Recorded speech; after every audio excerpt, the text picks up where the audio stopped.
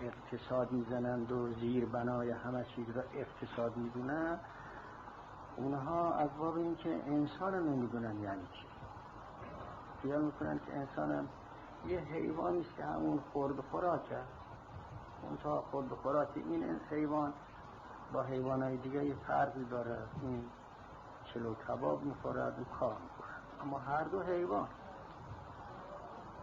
اینایی که زیر بنای همه چیز را اقتصاد میدونن، اینها انسان را حیوان میدونن.